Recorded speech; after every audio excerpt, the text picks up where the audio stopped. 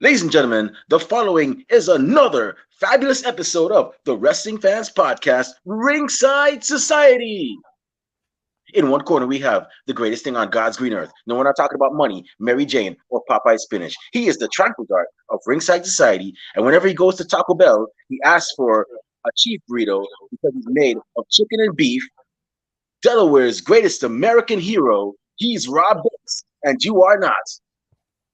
And the second corner, we have that ocean crossing, straight up Boston, flight catching, shot glass snatching, always on the go. Catch him if you can. Who said his name in Guyana? Now they love him in Japan. No cap, straight facts. The worldwide star boy, Remy Blue. And our special guest tonight is a man who has one of the hardest tasks in professional wrestling. That's right. You want to know why he has the hardest task? Because guess what? He has to announce the men and women that come through that curtain, make their way down that ring to put on a show for us, the fans. He is the Catalyst Pro Wrestling ring announcer and also an avid comic book reader. We're gonna talk about that. We definitely gonna talk about that. Everybody, welcome to the show, Brandon Lou. Thank you, everybody. Oh my goodness, it feels so good to be here. Yeah, honestly, I gotta say thank you very much. We really and truly appreciate you taking time out of your busy schedule, to shoot the breeze about pro wrestling on our show. We know you guys got a big show coming up, couple of big names. I met one of your guys at Barclays Center when you had the season premiere of Raw, and he was like, "Oh, I'm a promoter, okay, for Catalyst Pro Wrestling." I'm like, "Okay, awesome. We gotta talk." And then he started dropping names. He's like, "Kid Bandit." I'm like, "Yo, we just had that guy on the show last year." And he mentioned a couple of Darius Carter. I'm like, "Nah, bro, we got to talk about you. We got to have y'all on, man. We got to have y'all on. We got to talk about that show." So here we are today. It's really cool to be part of Catalyst Wrestling, and I'm not here to like disrespect anybody. I think there's enough of that in the business. But when you come to a Catalyst Wrestling show, you know you're going to see something authentic. You know that you're going to see that we have wrestlers who are renowned within the country, within the world, people who've been on TV, people who are going to be on TV in the future. Like we had Anthony Bowens before AEW ever did. So it's a place where you will see stars and stars in the making. And that's the cool thing about being in Catalyst. Man, every time I think of Anthony Bowens, I think of that one time back in 2013. I saw this big husky dude that was at a PWS show. I don't know if you ever heard of PWS. They're I've out heard there. of them, but I haven't been to the show. Yeah. So It's Pro Wrestling Syndicate. Pro Wrestling Syndicate, led by Eric Tapout and Pat Buck. And I remember I saw this big husky looking guy had muscles, and I was like, "Dude, you're gonna be a pro wrestler." He's like, "Yeah, I'm starting next month." And then I saw him, and he was progressing and whatnot. And lo and behold, boom! Now the guy is actually one half of the current AEW tag team champions. Absolutely.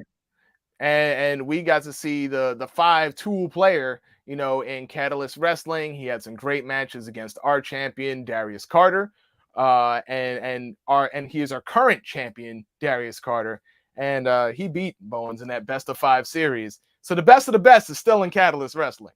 I tell you, every time I see Darius Carter, I'm like, why is this man not signed? Like this guy has he could be the ultimate heel. I could see this man. If I had to choose a dream match right now, I would definitely want to see. And even though I know the other guy on this dream match is retired, I don't know if he has more matches in him, but I'd like to see Darius Carter versus William Regal. I would love to see that.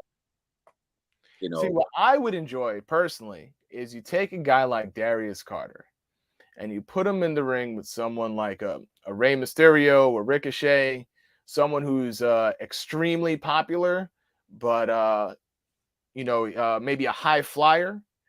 Having Darius Carter to trip them at the heels and keep them on the ground and keep them off the ropes.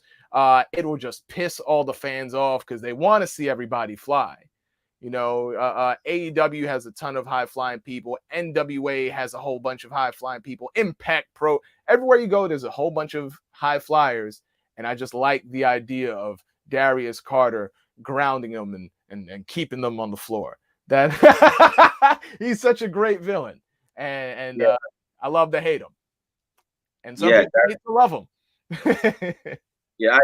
I like the fact that he's his own person and he just you know just goes in there, takes care of business, and like I said, anywhere he signs, whether it's WB, AEW, Wherever he Impact, wants, uh, wherever he wants. yeah, I just hope he gets snatched up soon, man, because I think it would be a great injustice if the pro wrestling world um does not get to see him on the main on a big stage. I think it'd be a huge injustice.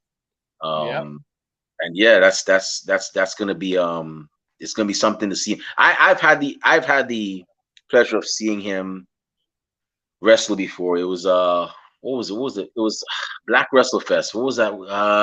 It's one the other. I shouldn't call him the other Battle Club Pro. Yes. He was wrestling for them right here in Brooklyn, and I was like, man, this guy needs to be signed, man. He needs to be somewhere. Like, don't get me wrong, there's nothing wrong with the indies, but it's just something about him, man. Like he needs to, even if it's just for one run, he needs to get out there. Here's the thing. I don't take it as a slight against the indies. The truth is, it's not sad for him if he doesn't get signed. It's sad for the other companies if they don't sign him because there's so much potential there. So I don't see it as a slight. We love him on the indies. We also want him to make his money. And he deserves that money. He deserves that stage. He deserves that audience. But it's not a slight against him if he doesn't get signed because no matter what, that man is working. He's booked around the country. He's facing the best. He's going to be facing the best on Sunday. He's going up against not Jack Evans. I apologize. But he's going to be going up defending his championship against one half of the Motor City Machine Guns. This is a big opportunity, not just for Darius Carter when he goes up against Alex Shelley. This is an opportunity for Alex Shelley to pick up gold in New York, because New York, in my opinion, no disrespect, like I said, this is not disrespect intended to anybody else, but for me, New York is the Mecca. So Alex Shelley gets an opportunity to win a championship and be a champion in New York City. And I think that's a great opportunity for him as well. Yeah, that's definitely gonna be a match to see. Because actually, a multiple year veteran. I don't know how many years. I like to assume it's touching 20, but it's gonna be a great test for Darius because you have Alex Shelley, who is a world class, pretty much a world class athlete. I mean, the man's been everywhere, England, Japan, and he's even gotten a one-time, stint in WWE. So it's gonna be a match, and in my opinion, it's gonna be a classic one for y'all as well. To a classic one, pretty much all around. Absolutely. Like Alex Shelley is a modern day legend. And the best thing about him is that he can still go. He's not a legend in the way that we think of, like a Terry Funk or a Ric Flair, or this is a man who, yes, he's a legend, but it's not like he's retired. It's not like he's been resting on his laurels. The man was on, primetime television, just, just last week. This is a guy who's still current. He is still influential. And he still wants to win gold. I am proud to be able to call the match. I'll be sitting there with my boy Steve, and there'll be action happening in the ring, and I'll be sitting right by Steve, and we'll be calling one of the best championship matches in Catalyst Wrestling history. So it's going to be fun for me. I hope it's fun for you. You guys are going to be there, right? So I have to work. No, you're not in New York. Are you guys in New York?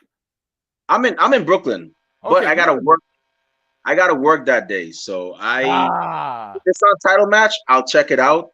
If it's on Fight, I'll check it out. One of those streaming things, I'll definitely check it out. But unfortunately, I have to work. So I understand. Yeah, but Rob, he's over in Delaware. I don't know if he has anything going on over there, but yeah, he's over in Delaware. Yeah.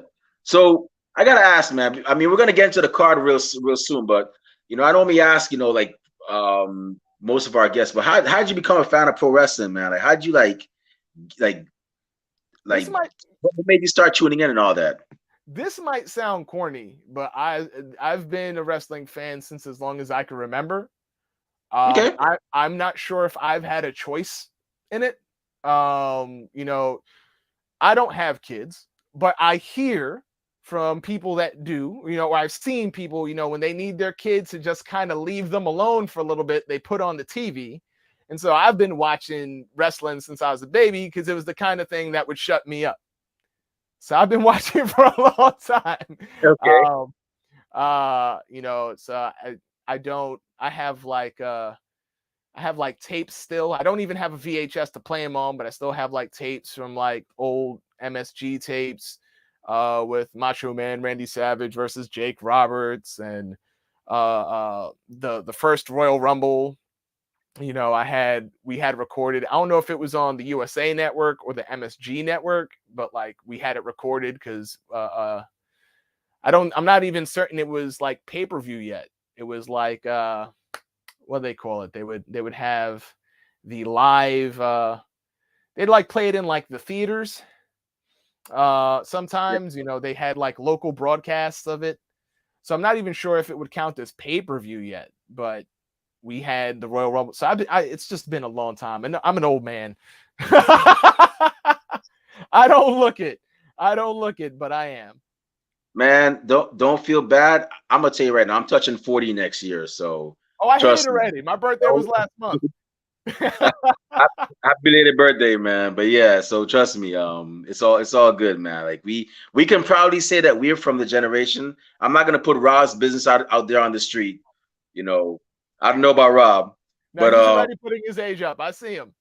yeah, yeah. That if he wants to say his age, he could say it. But I could probably say Oh that. yeah, I I'm could probably 40. say Yes. Just a bunch of 40-year-olds. You're almost there, Remy. yeah. We could probably say that we came from the age where you got wrestling one time on Saturday, Yes. you got it on Sunday, and that Mm-hmm. was it. And this Yeah. was like for Raw. Like if you didn't have if you didn't pay for the pay-per-view, or if you didn't have cable, well, you probably heard about it from your friends, or whatever stills they showed on the following broadcast. That's Right. how you got it. But other than that, yeah, that was it. You just got Saturdays and Sundays, and now you have it like everywhere, 24/7, 365. I'm like, man, you It's a new age crazy fans, time to be a wrestling fan. It is a crazy time to be a wrestling fan. it is. It is. It definitely is. Yeah. So Catalyst Pro Wrestling, y'all. I'm glad y'all actually exist now because now I have another promotion to go to. You Mm-hmm. know, don't get me wrong. I love Battle Club Pro. I think what Joe Kim and Janelle from HR and the rest of them do over there is great. But I'm a person. I don't have no allegiance to any promotion. I mean, I love pro wrestling. I go to it Yeah. all Yeah. if I can. But how did y'all get started, man? How did Catalyst Pro Wrestling become a thing? Like, how did y'all come together to make this impressive promotion? I I I was not involved in the start of the company and what it's become today. So I can't really comment on that. I don't. I can tell you that my involvement came in. Um, One of the gentlemen involved in the promotion of Catalyst is a good friend of mine, um, and we had worked together in a couple of other places. Um, House of Glory. Back when Ludus was doing the I forgot, was it the Tuesday Night Power? What were they doing? It was the Maximo group, Okay. Fighting Spirit Wrestling. We worked in Fighting Spirit. We worked in House of Glory. Uh, we worked with Jack in ICW. We were in Game Changer Wrestling for a little bit. Back when it was Jersey. Well, they still are JCW. Oh, Uh, and But as they started to build the Game Changer brand, me and my buddy Matt Ryan, we were the broadcast team for all of these companies. We worked together in all these companies, and if we weren't broadcasting together, he was managing, and he would still probably end up joining me at the table anyway. So he when he was putting Catalyst together with a bunch of other smart like-minded individuals, he knew there was only one person for the job to be behind the table, and he gave me a call. He says, "Hey, you want to do this?" I said, "Of course I do," and here I am. Wow, that's awesome, man. That's Yeah. awesome. That they actually, that's kind of like me when I started Ringside Sales. Like, man, I want to start this, but I'm not the best. Like, I always liken myself, Rob, and our other co-host Kathy to like the Fugees. I always said Rob is Wyclef, Kathy is Lauren Hill. I'm more like I'm more like Franz Michelle. I'm more like a I'm more like a behind the scenes kind of guy. I'm not really for like interviews and so on. I mean, like, but I was like, yeah, who's the person for the job, right? For this job, I want to get this thing up and down. And then lo and behold, oh yeah, Kathy said call her anytime. Let me see if she's down. And then 3 years later, here we are. Absolutely. Thing, yeah. So Callis Pro Wrestling, y'all got a big card coming up. So Yes. what can we actually expect to see from y'all besides Darius Carter versus Alex Shelley? We heard you have Kid Bandit, who has had a great year Yes. this past great year so far. Who actually graduated from the Nightmare Factory down in Georgia. Um, Really? yeah, yeah, we've actually, yeah, he was over there. That's where I found him, and people were talking about his hair, and I'm like, yeah, they're talking about his hair. I'm curious as to who the guy is now. I want to have him on the show. We had him on. He had a great story to tell us, and we're very happy to see him thriving and making his rounds around, the whole country and hopefully pretty soon the whole world. Right. Well, I think there's a lot to look forward to. Oof. It's hard to describe the energy of a Catalyst wrestling show, especially the last couple we had down in Chilo's, where there was like Mexican food and alcohol, so everybody was a little buzzed. We were all got a little food in our belly, and we all had a good time.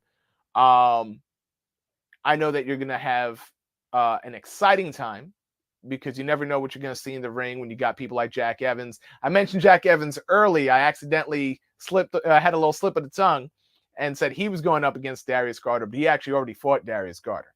But he's going to be on the show. So, and he's going to be taking on the Infinity Man, the Infinite TIM. TIM is a former Catalyst tag team champion, but he wanted to go solo, but he still has some affiliation with Kobe Carino and his faction, the Business. So even though he wanted to go solo, I don't really think he's going to be by himself. And he's going up against one of the best wrestlers today. And not just today, because he's another one who has a name and a reputation that's been built over, I want to say like 2 decades. Jack Evans. Jack Evans is an extremely talented main event, prime time performing pro wrestler. He's been on TV, he's been around the world. So you have another, like in my mind, modern day legend against an up and coming high flyer himself. The name the Infinity Man. It's not just because it's not just a nickname. It's what's he capable of. Well, there doesn't seem to be a limit. He has infinite potential.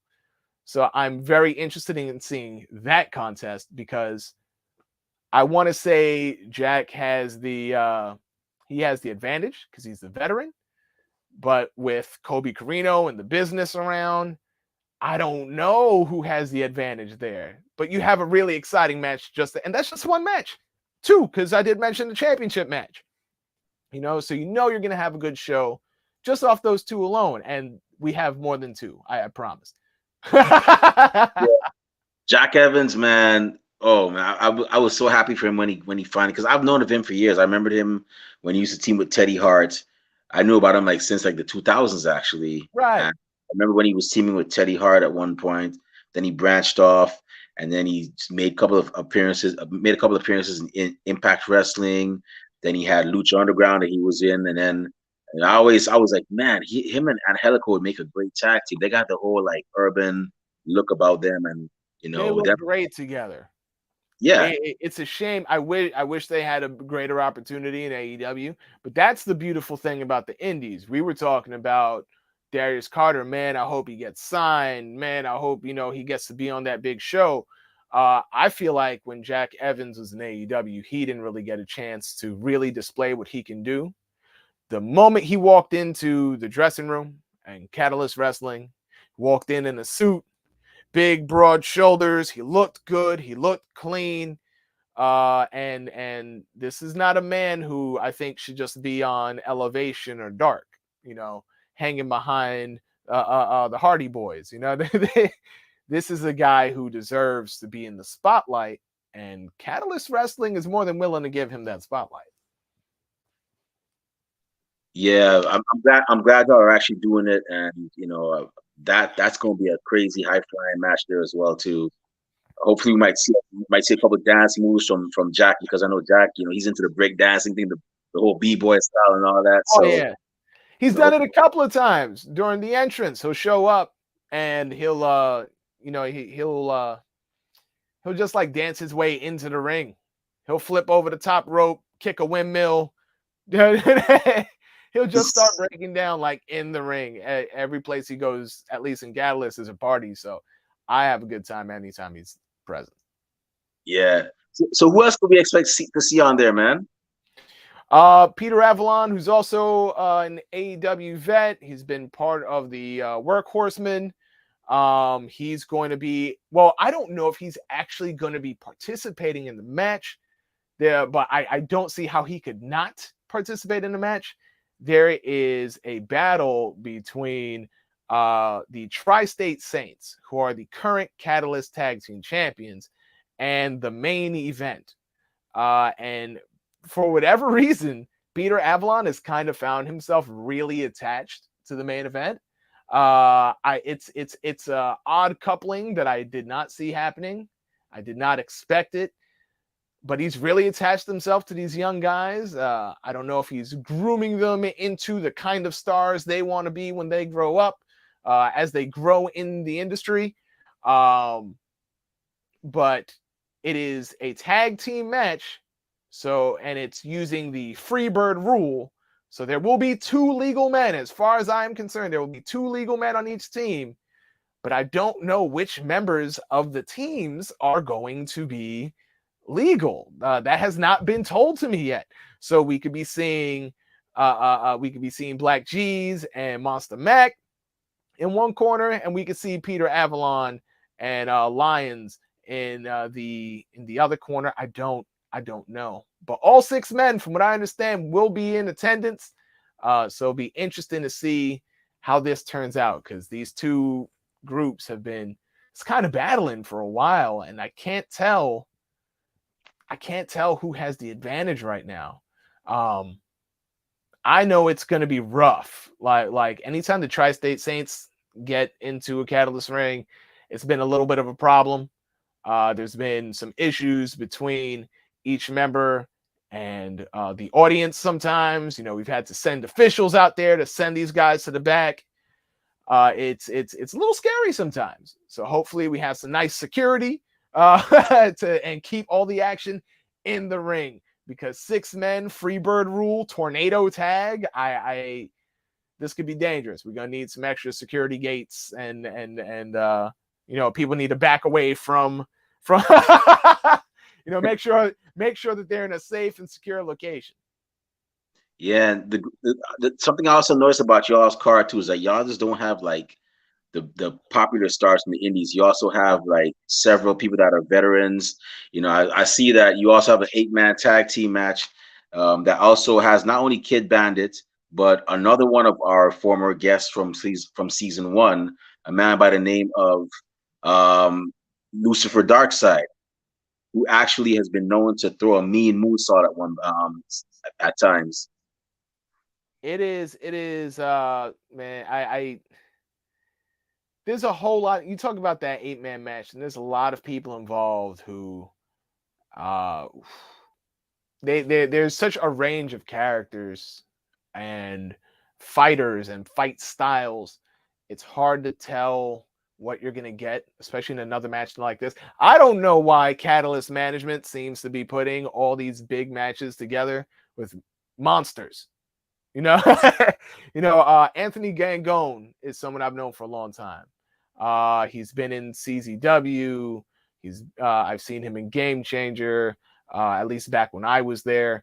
He's a violent man. I've seen him in chain matches. I've seen him in no rope matches. He's a violent dude, So, but then you have someone like Kid Bandit, and then you have someone like HC Loke, who's an ECW original. And then you look at the opposite team, and you've got you got the Hudson County Horror Show, and they have literal monsters like Devontes, King Jeter. It's there might be blood in this one. That's not a promotional tactic. I'm not trying to sell anything, and I don't want doctors or anything to try and cut a match short. I'm not saying that to build false hype or draw attention. It's just a fact. It's going to be there's potential for this to be a very violent match, and I don't know what to expect. It'll be fun. Oh yeah. I'll tell you one thing though. If I were to make that show, which in the chances of me making that are very, very, very slim. If I were to make that show one match, I would definitely be looking very closely. I'd be hooked onto is the singles match, Homicide versus Carter Mason. We know that Homicide is a legend, all around. He's very well known here in New York, but also he's known for being Impact Wrestling, one half of one of the most dominant tag teams, LAX, with Hernandez. Right. Multiple tag team champions there as well too. So that match is, in my opinion, would be a match I'd be watching very, very closely. Any match Homicide is in, I have a personal investment in. I've known him for a long time. He's a legend. Anywhere I've worked at, he's worked at because he's a legend. If I ever worked at a place he was at, it's because he wasn't at. It's because they couldn't afford him. But I've seen him take on legends and I've seen him take on newcomers. Like one of my first matches that I called in the business, like when I saw him take on the franchise Shane Douglas. And that was many years ago. That was about 11 years ago. But I watched that, and it wasn't my first Homicide match I've seen. I've been a fan of him watching him on TV. But this is the first one I got to not just see live, but call live. And I'm blown away that even like to this day, he is one of the most reliable in-ring professionals. And it's important to the way I talk about him is because I see him as a world champion. I don't know if the wrestling business sees the cruiserweight championships the way I see the cruiserweight championships. But if you look at boxing, if you look at MMA, lightweight champions are world champions, cruiserweight champions, welterweight, whatever the weight division that they are promoting. If you are the champ, if you're Floyd Mayweather, you're the champ. You're not the cruiserweight champ. You're the champion of the world. So as far as I'm concerned, Homicide is the NWA world champion in the junior heavyweight division. He is a world champion in my mind. He should be a world champion in everybody's eyes. And to have him as part of a Catalyst Wrestling event, and it's not the first time he's been there, but every time he comes, I'm honored to have him there. And I'm grateful to the NWA that we continue to have this relationship where we get to have their junior heavyweight world champion come and represent on our show. And he does represent. Sometimes he'll come in wearing a Notorious 187 shirt. Sometimes he's wearing an NWA shirt. Sometimes he's wearing a DMX shirt. I really don't know. I don't know what I'm going to get when I get him, but I know I'm getting a world champion in my mind. And having him defend his championship, I'm really excited for the match too. I think it's going to be a great contest. It never fails to disappoint. Yeah, that's going to be a hard hitting one too.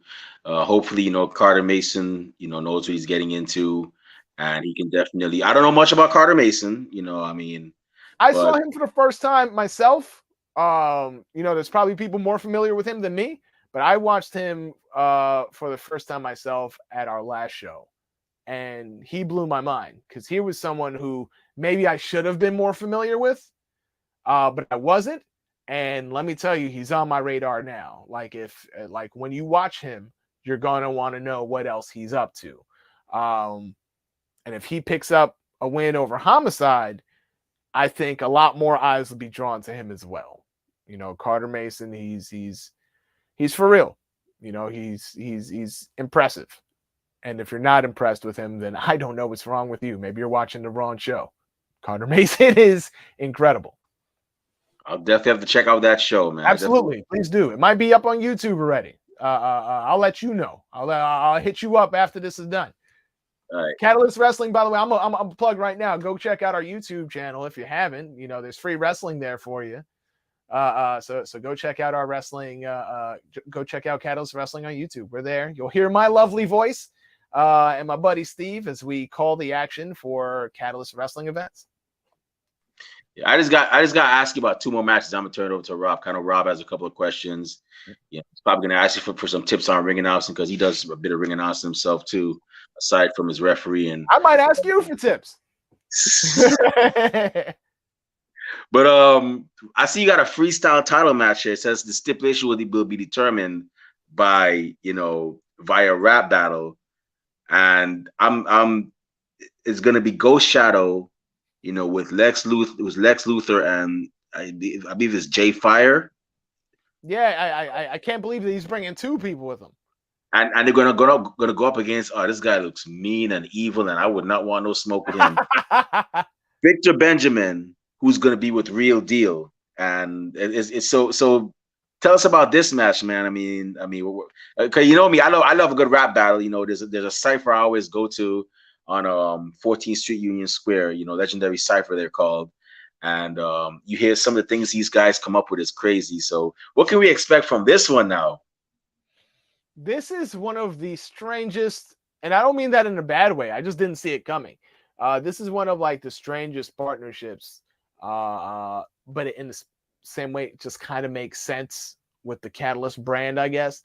We have the Freestyle Champion, which really just I don't want to say that it's like the X Division Championship, but it's not about a weight division. It's about bringing your unique style and flavor to the ring and letting it all hang out, and so the Freestyle Championship, it just kind of seems appropriate that we have some freestyle rappers come out here and battle. Like the partnership kind of makes sense. Victor Benjamin, current freestyle champion, also the Butterfinger champion. How he became Butterfinger champion, I don't know. I know about rap battles. I know about wrestling battles. I don't know a thing about peanut butter battles. Somehow he became the peanut butter, the Butterfinger champion, and the Butterfinger brand seems to like him a lot. So good for him. Good. But to have, he's normally coming to the ring with Real Deal, who is a legitimate freestyle battling champion himself. Like the man throws lyrics, and I'm not, it's impressive to see him come into the ring, and oh man, like I'm not someone who attends these battles, but I'm like an old school hip hop fan. So being able to see just a couple of MCs come to the ring, no lines, no rehearsal, just all right, I'm gonna go and spit 16 bars without, just off the top of their head and I'm going to insult you and make sure you are not able to come back from it. That's just an extra bit of joy for me. And so I always like, wrestling and hip hop have always kind of had a connection. I feel like, and maybe it's just because I'm from New York, and I hung out with a lot of hip hop heads. So, but you hear it in the lyrics. You hear Busta Rhymes talk about, Busta Rhymes been thugging since Hacksaw Jim Duggan. Like that's being able to see and hear hip hop and wrestling together is great for me. So you've got Real Deal and Victor Benjamin, and then you've got our freestyle championship contender, former champion, longest reigning freestyle champion, Ghost Shadow. This is the third time they're doing battle, and it's going to be. I mean, I feel like he's getting this opportunity because he's held the championship for so long. He's defined the freestyle division for so long. So Ghost Shadow earned his, second rematch, if you will, because he deserves the opportunity to get his championship medallion back.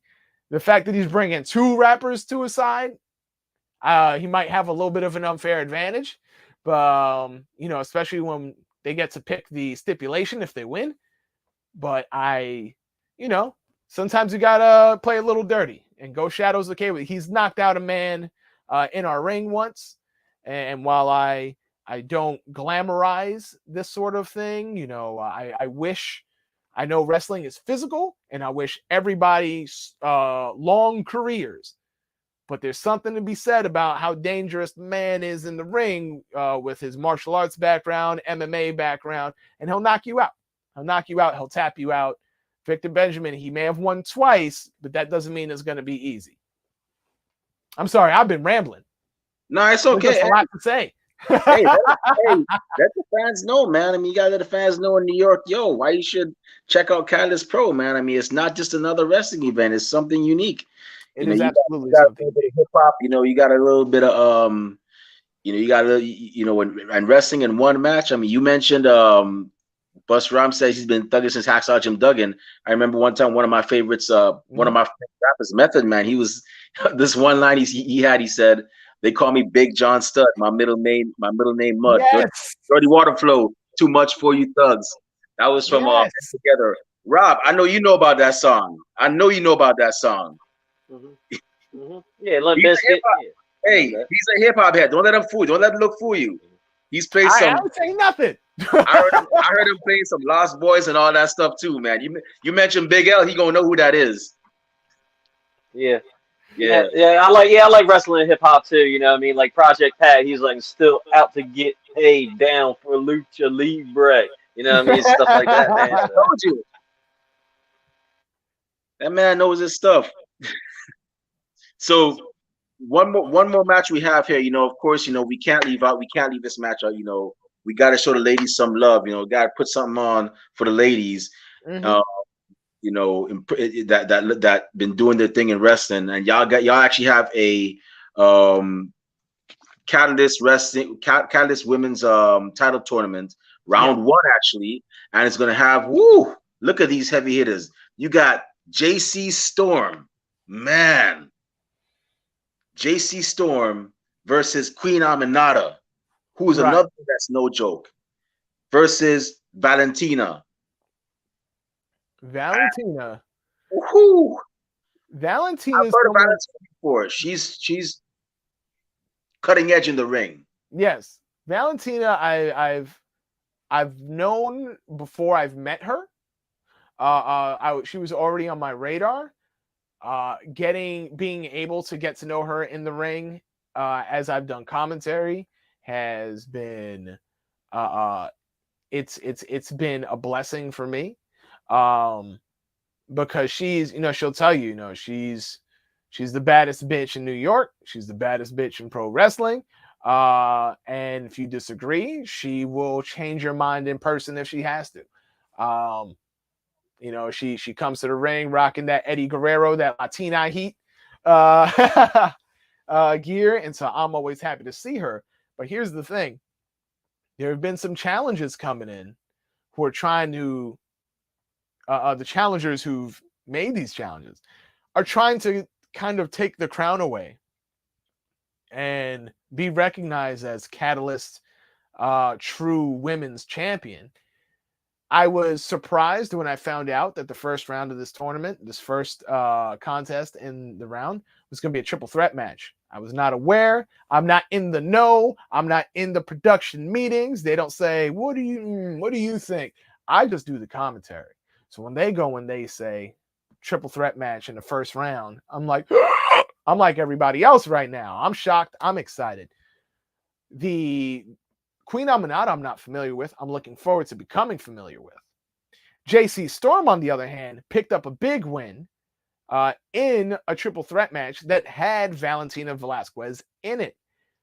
She might be the smartest, one of the smartest pro wrestlers, and I mean that pro wrestlers, that the men, women, I don't care.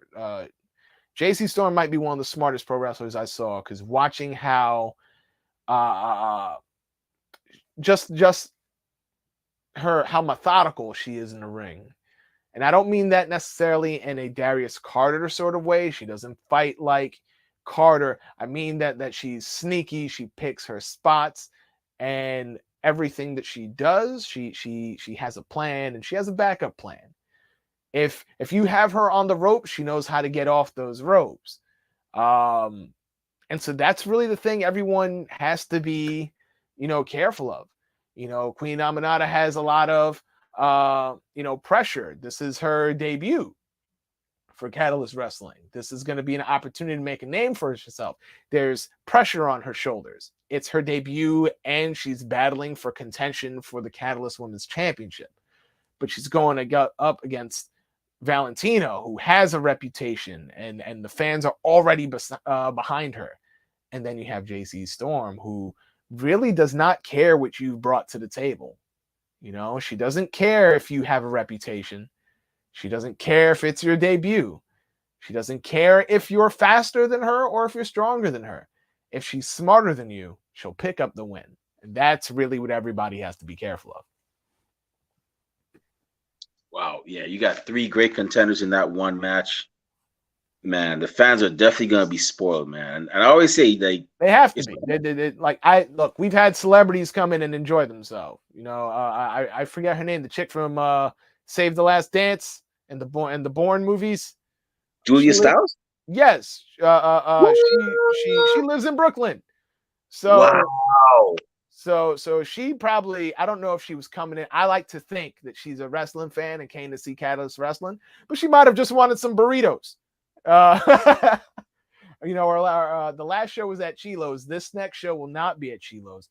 But the last one was at this Mexican restaurant. So we got wrestling and we got frozen margaritas. Julia Stiles was having a damn good time. Now, I don't know if she's a wrestling fan or not, but if Julia Stiles is enjoying herself and she's not a wrestling fan, that means anybody can enjoy themselves at a Catalyst Wrestling show.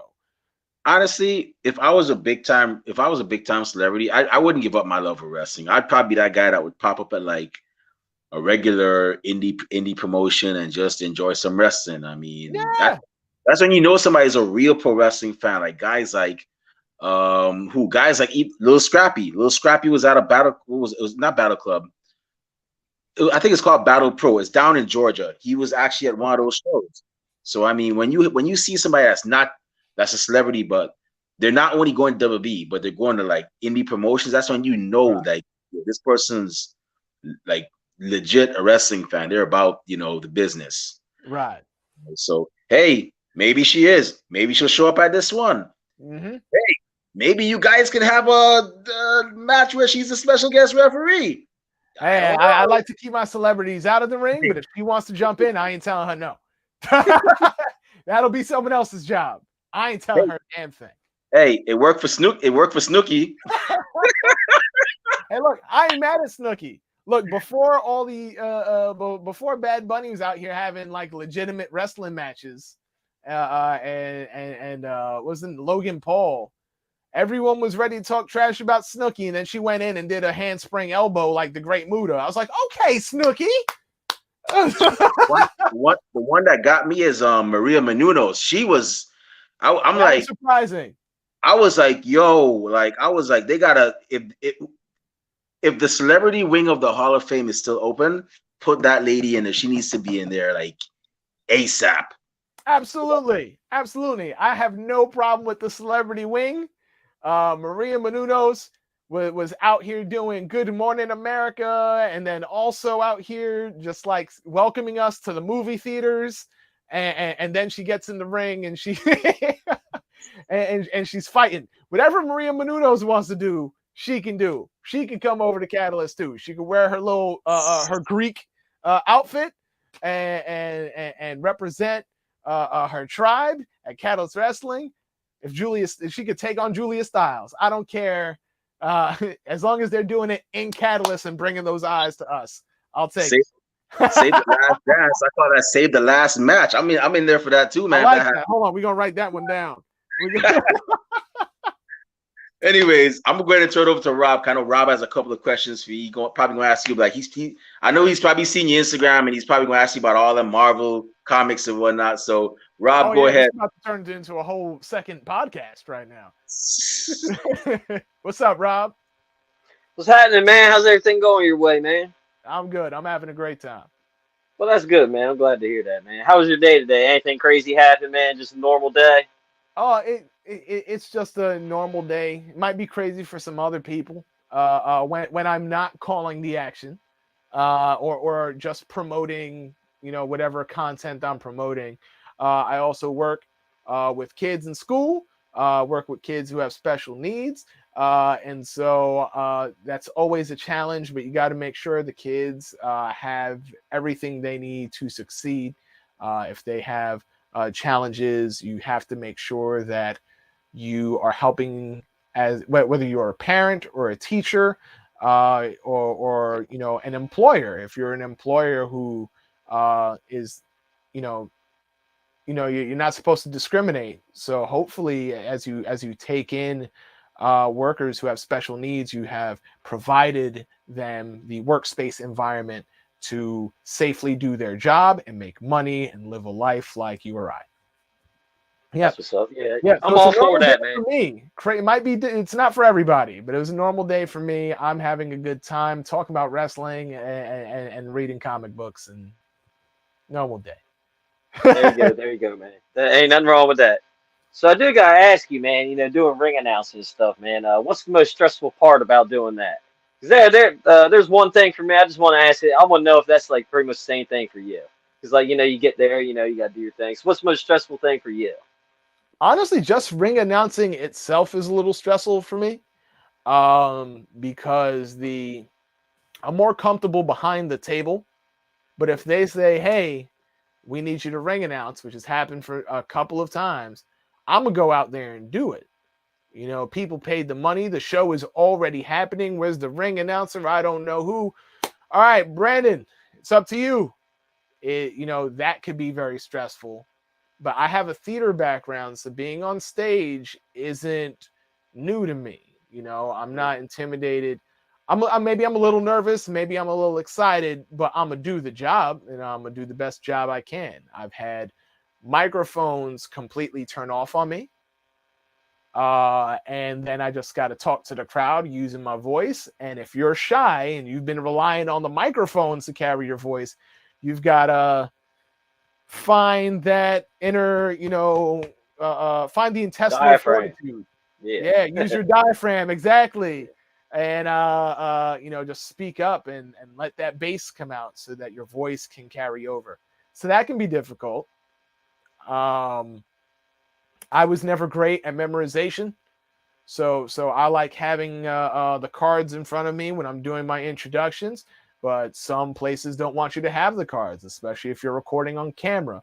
The people on on all of the primetime shows, they're not carrying cards. They have their stuff memorized. So it's up to you. If the promoter says, we don't want you to use cards, you can't do that.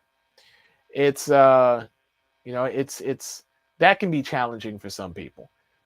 I'm more comfortable behind the commentary booth, but even that has its own set of challenges. You have to make sure that you're not speaking over your broadcast partner. You have jobs out there. Steve, my buddy Steve, he's the play-by-play guy. I'm comfortable doing play-by-play. I can do play-by-play. But he's also, as the lead man, responsible for putting over our sponsors, sponsors who help pay for the event and make the event possible. We have to give them shout outs. We're responsible for that. If we don't go and give a brand a shout out after they paid, then, we're going to hear it from management. We're going to hear it from the people who paid money to have to say their name. So it's more of a responsibility. That's the challenge there. You don't want to talk over your partner. You want to work well together. I think a big mistake a lot of people make behind the counter is everybody wants to be a heel. Everybody wants to be a bad guy. Everybody wants to be like, either Bobby Heenan or maybe now younger guys, maybe they want to be Corey Graves. I don't know if they look at him the same way I looked at Bobby Heenan.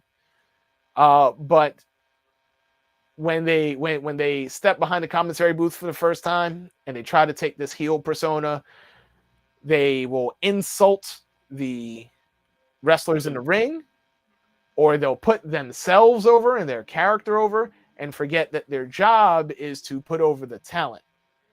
Even if you're insulting somebody, even if that's what you want to bring to the table, if you're going to be the insult guy, you have to also mention, like Jesse Ventura used to say about Jim Duggan. I don't know why I keep bringing up Jim Duggan, but he would talk about how dumb he is, but he'd also talk about how strong he is and how, no one should take him lightly. Yes, he thinks Ravishing Rick Rude is going to take Jim Duggan out, but he can't be too cocky because if, one wrong move and Jim Duggan will be right there. It's, so you have to make sure that you're always putting over the talent, putting over your sponsors, putting over the feuds. If you're putting yourself before the event, then get out of the table. This isn't for you. The show, no one paid the money to see you. People like me, I've made friends in the wrestling, community. I might have even encouraged people to come and see the show. And I could say, hey, I got people to the show, but they didn't pay to see me. I'm not getting in the ring. They can't even hear me unless they're sitting right next to me or watching on YouTube. But if you're there live and you're not sitting next to me, I'm not even a factor. The important thing is to put over the talent, not yourself. That's right. So that's the biggest thing, as far as, commentary. So there, you got some ring announcing from me and you got some commentary from me. There you go. There you go. That's all great stuff too, man. And I agree with you getting that people there. They ain't paid to see me, but even my own mom and dad and family, they whenever they ask for come to the show, their first question is Willow Nightingale going to be there? Is Willow going to be there? I'm like, because that's their favorite wrestler. You know what I mean? I'm like, I don't think so. Now she's on TV. Now maybe. They're like, all right, I guess we'll come support you. Here's the thing, though. As the ring announcer, it's a little different than doing commentary. There was a couple of shows I was working. I forget. Unfortunately, they're not up and running. And I don't remember. It was only like 2 shows, so I don't even remember what letters the name of their company was. But it was up in Jersey, and it was, I was doing the ring announcing, and there were a couple of kids who were really engaging with me. And that's the thing where even though they are not paying to see you as the ring announcer, though, you still have a job to entertain the fans. You're kind of like the ringleader in the circus, or the MC at a show that's featuring, whether it's comedians or other performers. You are responsible for making sure the show runs smoothly, but also entertaining as well. You're not just there saying, all right, here's these people, and then leaving the ring. If there's kids there, they're going to want to engage with you. If for whatever reason there's a delay, you've got to entertain the people. So the ring announcer side, no, they're not there for you, but you are required to entertain. You have to be on your toes in case something gets wrong, because then you're the one just standing in the center of the ring. And that's like, you talk about stress, that's where the stress comes in. You're the one in the center of the ring. You didn't put the show together. you're not the reason why things are messing up, but you're the one everyone can see. So, you got to do your best to just entertain everybody. And when I see kids coming up to me trying to shake my hand, or, I had fans defend me once when a microphone stopped working, and I tried just, barreling out my voice. And some fans were like trying to heckle me, and other fans were just like, "Shut up, man! Let him do his job." And wrestling fans can be very loyal and support you. So as long as you are confident, do your best, the fans will support you. Yes, yeah, I agree with that too. You can't go out there as you're a ring announcer. You're the host, yeah, you're everything. You gotta get them hype. You can't go out there. All right, you know what I mean. Welcome to the show. All right, this next match is wrestler A versus wrestler B. It's for a championship. There you go. You can't be Yeah, doing that. Yeah, I remember my first show. We were on TV and stuff, being it was a TV broadcast. All that good stuff. I remember I'm sitting there, I'm ready, and the promoter he goes, "All right, did you get a script and anything?" I'm like, "What script are you talking about?" And they're like, "All right, countdown's on 10." No, he's like, "All right, you don't need a script, man. Just yeah, you need to. All right, go out there, just do this, that." It was like 2, 1. All right, there you go. Right when I crossed that curtain, I forgot everything he said. You know what I mean? So I just went out there and did my thing. And that's what one of those things happened. The mic messed up. It was like going in and out. So I had a crowd over here like, oh, no, no, no. So when I came back out later, it's like the mic working. I'm like, choo, choo, choo. Like, it was like, yeah. That's right.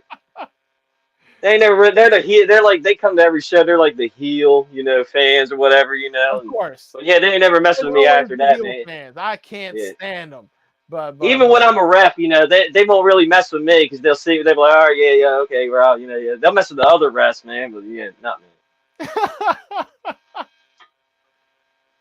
Yeah, I've had that happen too. Oh yeah, and the killing for time thing, that is stressful because I've been out there and they're like, yo, the two wrestlers are still filming promos. You gotta go out there and kill time. yeah, I'm like, oh man, all right, you know what I mean? Do I know any jokes? You know what I mean? I'm like, why can't a nose grow 12 inches? Because then it'd be a foot. Yeah, here we go. Let's go. Yeah, yeah, yeah, yeah. you Oh got to man. whatever you've got up there, you Yep. got to go ahead and just use it. Whatever skills you bring to Hmm. the table, you got to use it. You got to entertain the crowd. That can be stressful when oh my, you just talked about the promos going long. It's like, come on, man. It's like Hmm. it's like we'll be asking for promos from early on in the day, and they don't want to go Hmm. record. Why did you choose now to record the promo? Yeah. Why are you doing Yeah, this 2 minutes before. Yeah, he's supposed to be in gorilla. You going to say 2 minutes before the match? Oh man. Yeah. now? Oh Yep, man. that's I the know. business, though. That's I the know. I business. love it. I wouldn't change it for anything, man. I love the stress. I love the death. I love show day, man. After show day, I'm all adrenaline pumped up, man. I can hardly sleep. I'm like, yeah, love show day. Love show day. So I gotta ask, man. Where's the farthest you traveled? Doing this stuff. Have you just been around New York area? Going like south, going north. The farthest I traveled was to Texas. Ooh, Um, okay. but that so that was a match I actually wrestled in, Oh, nice. and I'm not a wrestler. I don't pretend to be a wrestler. I've done just a little bit of training, and not even because I wanted to do the training. It was just I wasn't trying to be a wrestler, but I was managing for a very brief period of time, and so I thought it was important that I learned to take some bumps. I also used to do some backyard stuff, but like I don't like that doesn't count. Um, but a friend of mine who again I've known him as long as my buddy Matt Ryan. His name's AJ Orsini. So me and him came up together, me and Orsini. Orsini at the time had some sort of partnership with some promoters in Texas, and they were running this event called Red River Pro Wrestling. And they were bringing New York guys over to have some matches, and there would be some of the local Texas folk also. And so you would have some of the New Yorkers in some matches, some of the Texans in some matches. Sometimes it'd be New York versus Texas. But it culminated in this one match, and it was like the main event. And I don't want to say like a mixed tag match because I'm not a woman, but I think it's pretty clear. I could be a very hairy woman, I guess, but I'm not. No, I'm Yeah, not a there woman. you go. But it was the wrestler, Sir William Black, and myself. I was his manager, so I was in there with him in this tag match, and Orsini and his boy, Riot Race, who is still out there doing his thing, part of the Blood Brothers. Him and his brother Max Mercy. Orsini is out there managing him. Much love to all three of them. But at the time, we weren't seeing eye to eye. And and so we had this tag match, and we drove to Texas from New York because none of us had airplane money. So, and I can't drive, so I'm just in the back seat, cramped, and I didn't even sleep the entire trip, and that's a full day's drive. Somehow I managed to stay up for the whole 24 hours of the trip. We stopped at a hotel very briefly, like a little motel, very briefly before the show. I tried to take like maybe a little 5-minute nap, something. I didn't really get much. Went to the arena, put on the show, and Ray's almost knocked my head off with a big old clothesline. Just almost did a 360, but instead of flipping and landed on my tummy, landed right on the back of my head. Toma. It was very painful. Still feel it to this day. And then because it was such a long trip, and because I didn't sleep at all, like during the drive, I was knocked out the entire trip back to New York. So that's 48 hours just in a car with smelly wrestlers, and that's probably the farthest I've traveled. I don't think I've traveled farther than Texas for wrestling. Oh man, yeah, that's definitely a trip, man. Yeah, woo, man, yeah, 24 hours up. Oh man, yeah, I don't know if I could do that. Yeah, Yeah, I was man, the hyped. train. Like you said, I was hyped. I don't know. I think I'd fall asleep now, or maybe I just wouldn't do the drive. Maybe I'd just take the plane this time. Yeah, man, I still go to training every week, man. You know, for the ref skills and stuff, man. I do bumps and all rolls every week, man. I'm doing that. I'm 40 years old, still doing that, man. You know, I'll sit there, man. Sometimes, you know, you got the young kids, man. They're like 20, 20, 21, 22, 20. You know, out there, they're like, I'm like, I got this, you know. And I'm like, oh wait, hold on, I'm a little slower than I used to be now. You know, I learned now. I can't sprint anymore. You know what I mean? If I'm in a scary movie, you know what I mean? I can jog. You know, if I start sprinting, I'm gonna be like Vince McMahon and tear my squad. You know what I mean? I just gotta be faster than the slowest person. I just jog. You know, that's it. Yeah, if I sprint, yeah, my quads are like I'm walking like Frankenstein. Like nope. Amazing. Yeah. Oh yeah. Yeah, it's great, man. Yeah, but I'm like, it's like, yeah, man. Well, yeah, if this old man can do the stuff, man, you young boys can do it, man. So I make them mad a little bit, you know what I mean? So yeah, I'm sure they hate you for that. That's right. So I do gotta ask, yeah, like you were saying, man, you're a big fan of the comic books and stuff, Yes. man. Now I haven't really messed with the comic books too much, man. I'm into the movies, man, the DC animated movies. I even like the DC movies, Suicide Squad and all that, man, and Marvel, man. So I gotta ask, what do you think of this Marvel? You know, their phase ending now, and like what's coming up, man? Are you confused? You know, are you like, what in the world is it? Because I am, you know, I don't know what they're doing, what their plan is. And I think it's a rare miss. I don't know what the plan is, but we're in this unique time where the movies aren't like the comics, where the comics are always static. You know, Peter Parker's been in like his upper 20s for the last 30 years. You know, Yeah.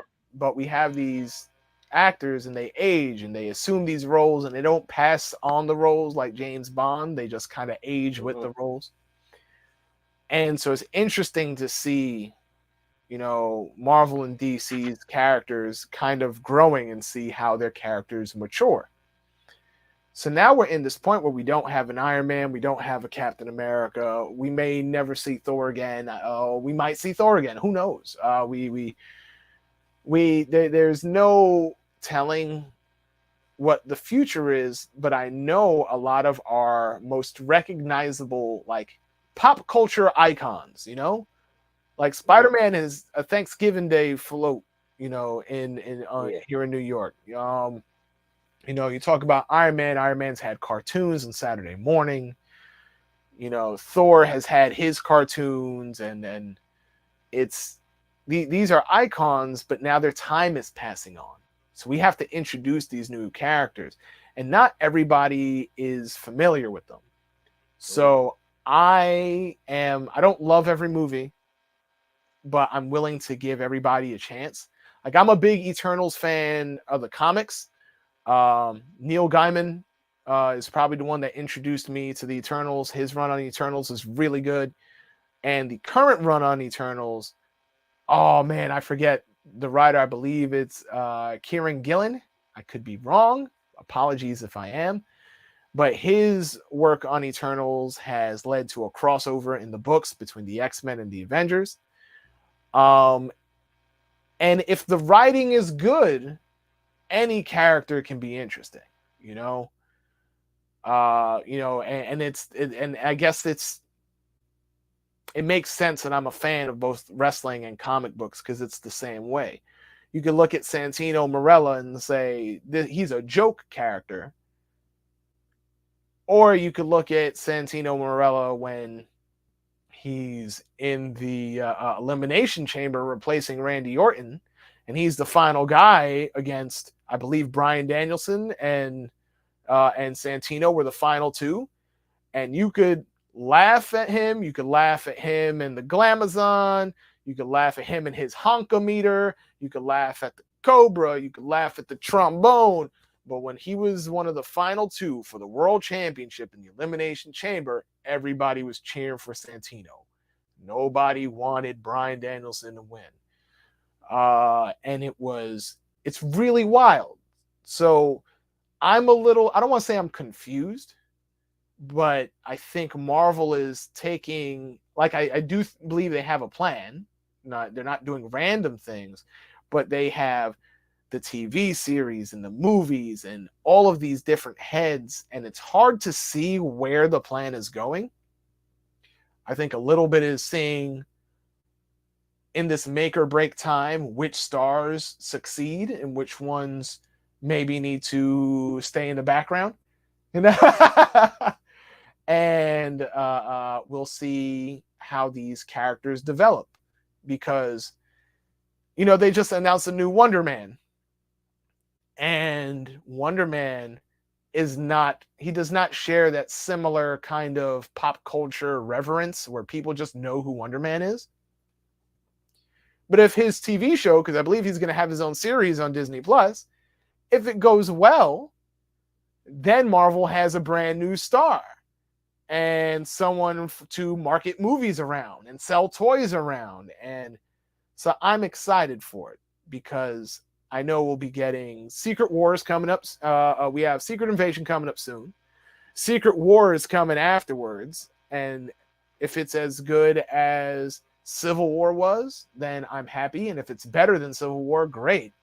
Will it be Thanos worthy? I don't know. That's a big one. But for Secret War, I expect to see people like Doctor Doom. I expect to see people like Galactus, and these are huge. So if we're getting Doom and Galactus, and we're getting the Fantastic Four, then I'm hyped. So if you're confused or if you're just not as excited, I'm not saying watch everything.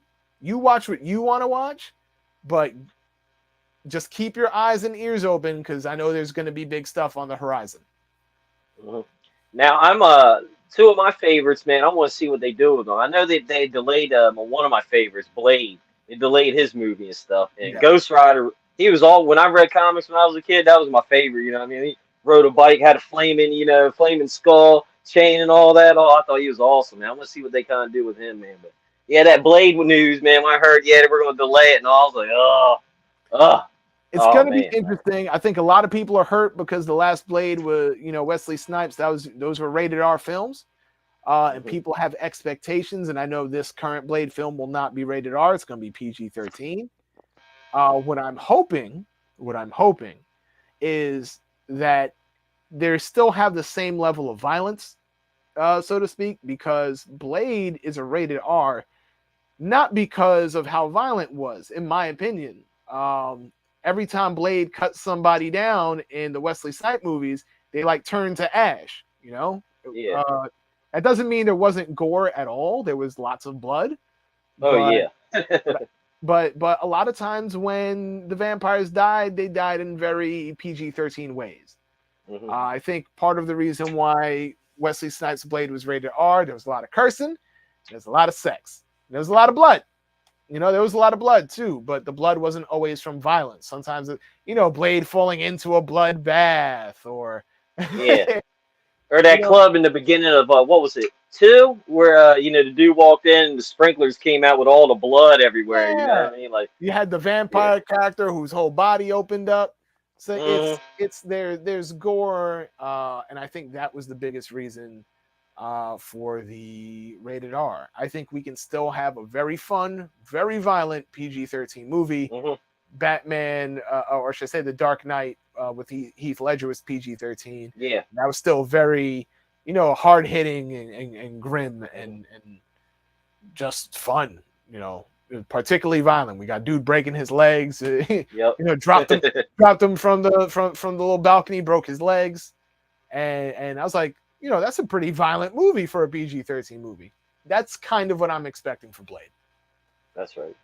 Now I gotta ask you, man, about the new Batman, the newest Batman movie, with what's his name in there, Robert Pattinson. Yeah. Now I watched it, man. I liked it. It was okay, man. I didn't really enjoy emo Batman like that. It seemed like a real long music video for Nirvana, like that. Yeah.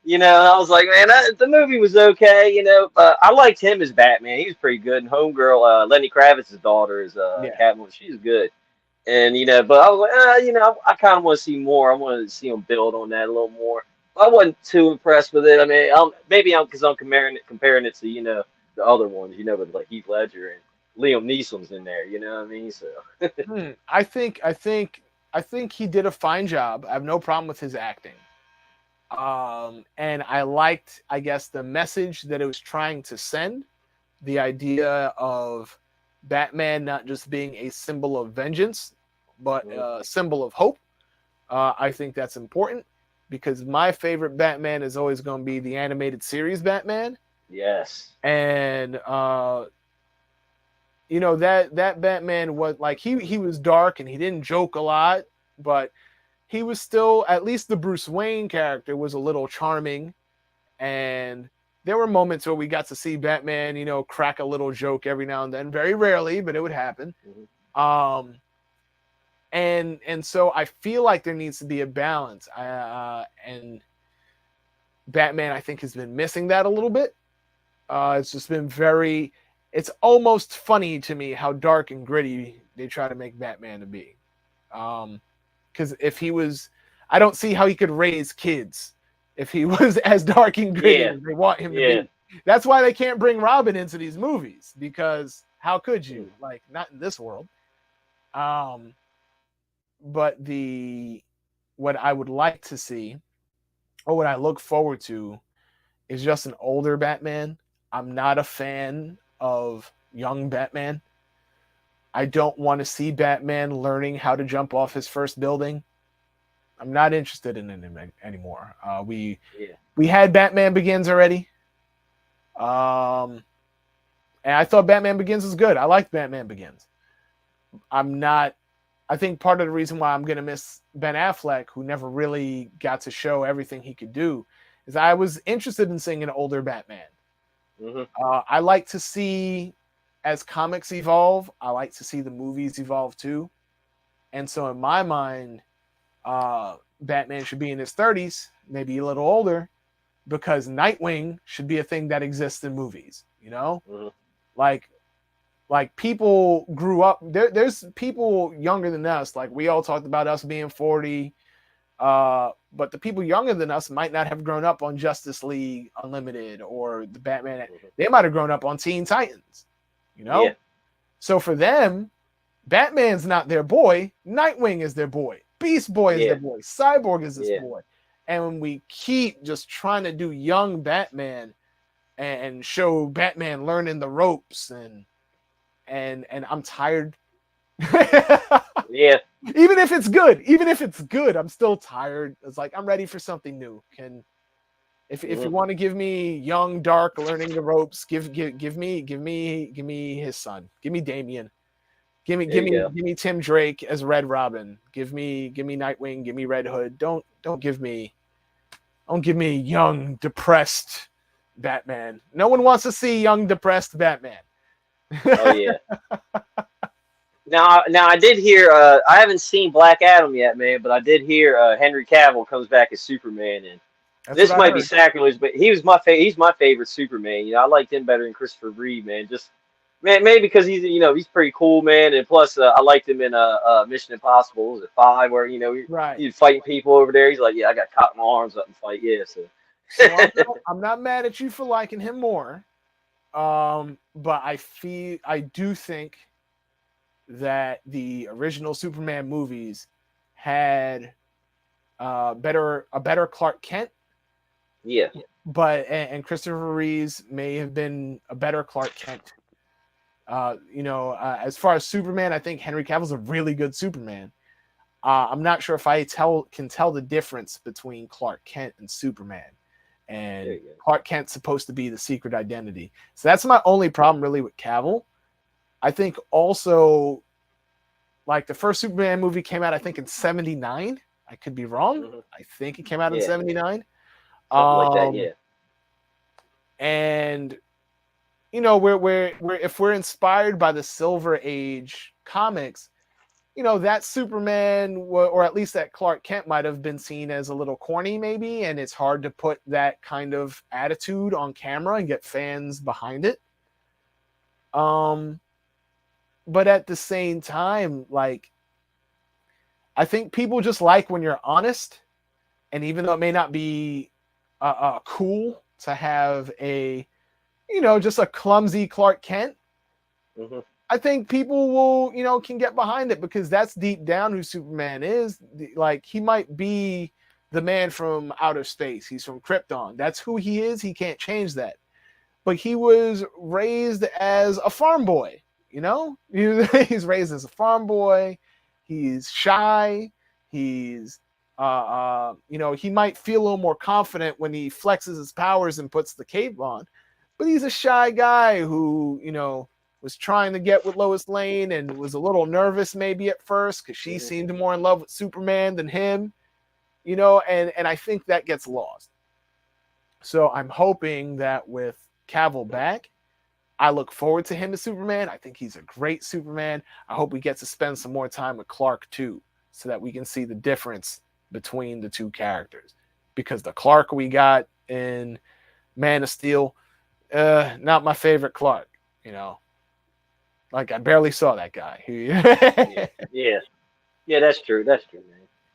Now, I do got to ask, man. I only got like 1 or 2 questions before I pass it back to Remy, man. I do got to ask, man, are there any new movies and TV shows you're into right now? Because I always get stuck watching the same ones over and over again, like comfort stuff, man. Like, I'll be doing stuff around the house and I'll just throw the same thing on. Movie, don't matter. Movie, TV show, whatever. All right. So I hope my buddies at Catalyst don't get upset at me. But I work with another YouTube channel called the Spectrum Sanctorum, and we have a show called Looking Forward where we talk about movies and TV shows coming out soon. I'm an anime guy, so right now I'm watching Chainsaw Man. Chainsaw Man's been a lot of fun for me. Everybody else can go watch Dahmer if they want to. I'm watching Chainsaw Man. I'm also watching, what else am I watching? Spy Family, that's another anime, but this one's a little more family friendly. So I get the best of both worlds. I get to watch a little bit of violence, a little more adult content with Chainsaw Man. I get to get a little bit of family comedy with Spy Family, and I enjoy both of those. I'm looking forward to Wednesday on Netflix, featuring Luis Guzman as Gomez. That's my boy. Ooh, nice. I don't care. If you like sexy Raul Julia better, I'm rooting for my boy Luis Guzman. I like Luis Guzman. He's my boy too, man. Yeah. So I'm looking forward to that. There's a lot to look forward to. What else is on? The Dragon Prince. That's another cartoon. Sorry, I'm a big cartoon head. I mean, look, you see me reading the comics, and so so I I like like cartoons too, man. No big deal. Dragon Well, Prince on Netflix is great. look at it this way. Sorry to interrupt. People have to understand that the people that make those cartoons and animes, they're not exactly little kids. It's Now, grown men and women that are making those cartoons. the thing So the yeah, thing that brings all these things together is that wrestling, comics, anime, superheroes. It's in the end, at least it should be, the best stories in my mind are about heroes and villains. I can watch a wrestling match featuring two random guys, and if they put on a good show, they put on a good show. No complaints from me. But if you have a really bad villain against a really good hero, it's magic. And I don't find that a lot of TV shows, they might give me drama, they might give me comedy, they might give me conflict, but I won't always have heroes and villains. And heroes and villains have always where I found my my happy place. I play video games because I like being the good guy. If you find a game where you get to be the bad guy, you get to be the bad guy. But these are iconic roles that we get to live out a fantasy. And in wrestling, I get to watch heroes and villains in real life. In comics, I get to see them on page. In movies, I get to see them on the big screen. And everybody loves a hero and a villain. If I find that if you're not reading comics or watching wrestling or watching anime, then what you end up doing is trying to make heroes and villains out of people in real life. And maybe that's not the best way to live. Maybe maybe we shouldn't be doing that. Maybe we should just try to get along and just be chill. I agree with that. Now my brother, he's a big anime guy too, and the two he's trying to get me to watch the most is the Cyberpunk on Netflix. He says it's real good. And Tokyo Ghoul. He tells me, man, you got to watch. That's one of his favorite, Tokyo Ghoul. So I'm like, all right, man, I got to try and find time to watch that because man, if I get into something, that you might as well write me off for the day or the night or however long it is. You know what I mean? I'm not going anywhere. That's what I'm focused on. Well, I'll tell you what. If after we log off, I'll send you more of my anime suggestions, and you can run them by your brother, and we can try to rank and find out which ones you should watch in which order. That Yeah, he has Crunchyroll and all that, man. That's all he watches. You know what I mean? 24/7. Why? That's right. So yeah, man. Before I pass it on back to Remy, I do want to say, man, thank you very much for taking time out of your day. Come on, chat with us. I had a blast. Hearing about wrestling, chatting with fellow ring announcers and all that is always awesome, man. Anime, comic book stuff. I wish you nothing but the best, man. I hope you get to achieve all your dreams. I wish nothing but positive things for you and your family, man. Thank you, brother. Same to you. Brandon, thanks a lot. We really and truly appreciate you taking time out of your busy schedule to come on here and talk about, Catalyst Wrestling and, comics and everything. We're very grateful and all that. Before we shut the show down, where can fans find you on social media when they want to, talk comics or, find out when the next Catalyst Pro show is and, all that good stuff? Well, I think I put my handle right here in the name. I'm not sure if it's visible to people. But you can find me at Lewis or Brandon on Twitter and Instagram. You can also find me on TikTok. I don't post as much there, but I have a just kind of little thing that I put together called Superhero Dictionary, where I take superheroes' names and define what the words mean. Because honestly, comic books taught me how to read. You got these weird characters named things like Cardiac and Onomatopoeia and Polaris, and comic books taught me how to read. So I have a little TikTok thing too. It's at Lewis or Brandon there, but there's actually underscores in between the Lewis, the or, and the Brandon. So I'm sorry that all the social medias couldn't be the same, but it's mostly the same. You can still find me. Just look me up. Onomatopoeia. I would have so much fun with that person. I would just, if I were a superhero, I don't know if I think it's a supervillain or onomatopoeia.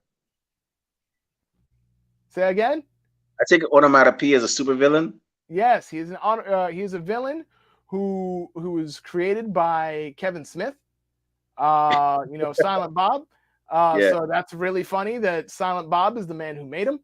But his gimmick, so to speak, well, Curse word. As a criminal, what he wants to do is he's a serial killer who targets superheroes that don't have powers. It's almost like he's doing it for fun to see if he's good enough to take on guys like the Green Arrow or Batman. Right. Because he's not a thief. He's not trying to steal. He has no political intrigue. He's really just wants to hunt down and kill unpowered superheroes. But his gimmick, so to speak, the way the Riddler has riddles and the Joker has like the gag flower or any array of just gag weapons, onomatopoeia just doesn't talk unless he is saying the sounds that are around him, or if he tells you the sound he's about to make. So if he hits you and he hears the that sound, that thwump, he's gonna say thwump. If it cocks the barrel, he's gonna make the click sound. If he's about to shoot you, he might say boom before he ever pulls the trigger, just so you know that it's coming. So he's a weird guy with a weird gimmick, but he's a lot of fun. I've enjoyed. I'm very thankful to Kevin Smith just for that, because he's a goofy character. And if you don't know what onomatopoeia means, you can just go and find me on TikTok and look it up yourself, because I tell you the meaning there. In English grammar, I mean, it was just not you. I mean, for the audience. Anybody who doesn't know what onomatopoeia is, they can go and look me up, and I give you the meaning. It's there in a very entertaining way. Y'all definitely check it out. It sounds like fun. I'm definitely gonna check it out as well. Wow, onomatopoeia. I would love to see him and Deadpool go head to. I can imagine all the the dialogue between those two, but that's another story. But once again, Brandon, thank you very much for being just taking time out of your schedule to talk wrestling with us. We really and truly appreciate it, and always great to know about more new promotions and absolutely, or if not new promotions that exist but haven't really been given that much of a spotlight.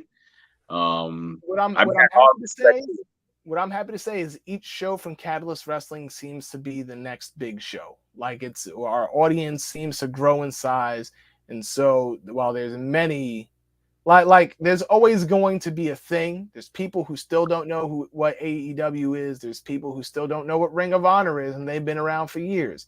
So anytime I get to shed light, anytime where there's a podcast willing to have us on the show and talk about what we do, it's a great opportunity. I'm thankful because you give us the opportunity to spread knowledge about who we are, and well, they like us. It would not be too much trouble. Every show you have from here on out, just send us the poster.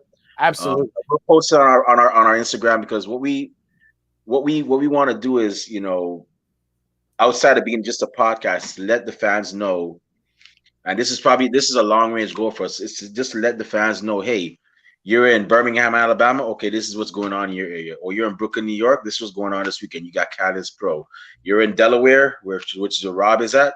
Or you got 2 shows, which I'm gonna let Rob plug for himself because he works for them.